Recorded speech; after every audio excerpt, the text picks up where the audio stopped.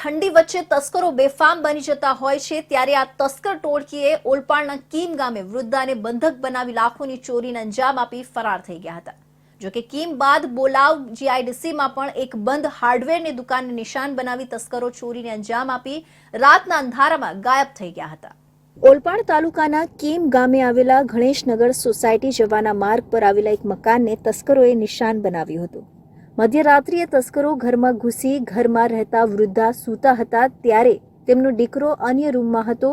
તેનો ફાયદો ઉઠાવી તસ્કરોએ વૃદ્ધાને બાનમાં લઈ તસ્કરોએ ઘરની તિજોરી તોડી નાખી સોનું ચાંદી રોકડ રકમ સહિત વૃદ્ધાના ઘરેણાં તસ્કરોએ ઉતારી અંદાજે લાખોની ચોરીને અંજામ આપી ફરાર થઈ ગયા હતા। વૃદ્ધા બૂમો પાડતી રહી પણ કોઈએ બૂમ સાંભળી નહીં। બીજા રૂમમાં સૂતેલા દીકરાને ફોન કરતા અને પરિવારના અન્ય સભ્યો આવે ત્યાં સુધીમાં તસ્કરો ચોરીને અંજામ આપી ફરાર થઈ ગયા હતા। અને હું અંદર સૂતેલી હતી એટલા રૂમમાં, ત્યાં બે જણા આવ્યા અને તારું તોડીને અંદર આવ્યા અને જે કંઈ હતું ને તો મારું મોં દબાવી દીધું એક ભાઈએ ને મને બોલવાની ના પાડી।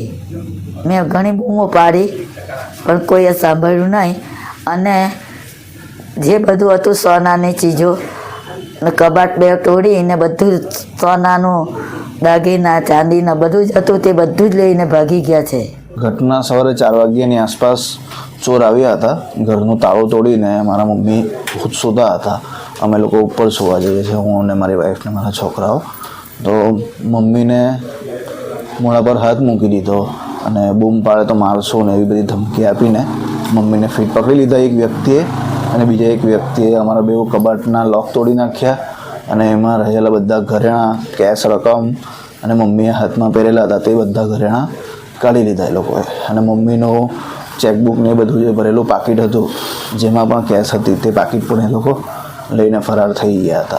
आज 4 जनवरी की सुबह 4 से 4:30 बजे के बीच में सूरत ग्राम्य के कीम गांव में गणेश नगर सोसाइटी में ताराबेन पटेल के घर में एक लूट का बनाव बना है, जिसमें 2 मानस घर के अंदर आके कुछ सोना और रुपए की लूट करके गए हैं और उनको एक वाइट 4 व्हीलर पर जाते हुए देखा गया है।